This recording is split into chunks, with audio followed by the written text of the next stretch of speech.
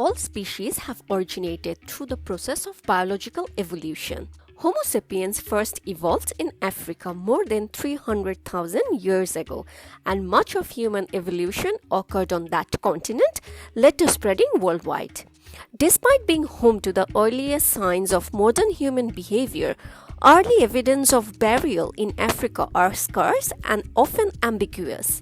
Therefore, little is known about the origin and development of mortuary practices in the continent of our species' birth. A child buried at the mouth of the Pangaya Sedi cave site 78,000 years ago is changing that. It is one of the earliest known burial across the continent, according to new research published Wednesday in the journal Nature.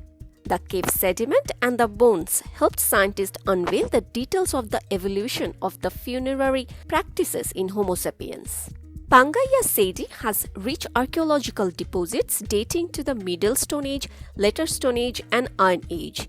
Beginning in 2010, the cave site has been excavated by the Sea Links project headed by Nicole Boivin. The interdisciplinary archaeological project, now based at the Max Planck Institute for the Science of Human History in partnership with the National Museums of Kenya. Before we proceed, please to subscribe my channel and press the bell icon to get my next videos. Let's dive in. In 2013, researchers stumbled across some of the bones while doing excavations at Pangaya Sedi, a cave site in the tropical upland coast of Kenya, which had been originally excavated in 2010.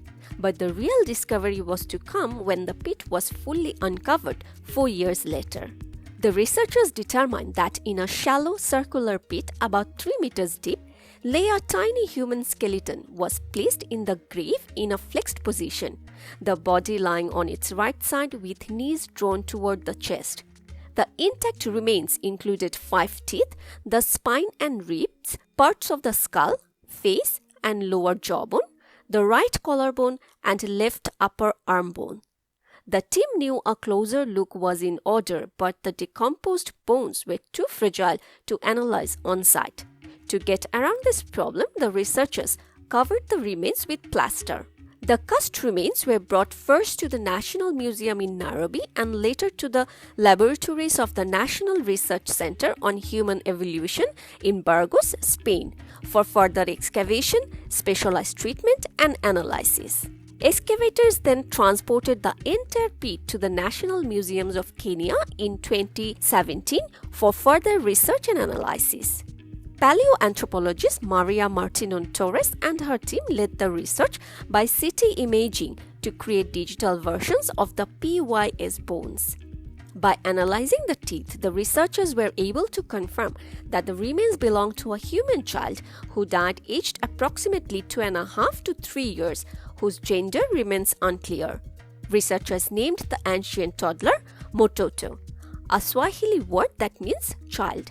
Researchers further suggested that Mototo's flexed body, found lying on the right side with knees drawn toward the chest, represents a tightly shrouded burial with deliberate preparation.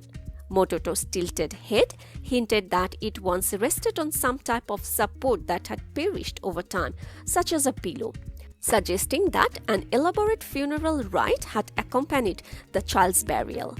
The team also found that the sediment in the burial pit was a mix of silt and sand, which was distinct from the surrounding soil at the same depth. This indicated that the child had been covered in soil that had been dug from the surface of the cave floor. Chemical analysis of the sediment also showed higher concentrations of manganese oxide and calcium oxide, signatures of bacteria involved in the decomposition process. The researchers pondered the special significance of the child's burial. It is unclear whether funerary behavior began outside Africa and was later adopted or began in Africa, but archaeological evidence is lacking. Mototo was part of a hunter-gatherer culture with remains of various antelope species and other prey found at the site. Also found were stone tools for scraping and boring holes and stone points that could be used as part of a spear, which gives us a picture of what life was like at the time of Mototo's life and death. This discovery sheds light on the development of early complex social behaviors in Homo sapiens. Let me know your thoughts by commenting below. Thanks for watching. If you liked the video, please hit the like button and be sure to subscribe Infoholic.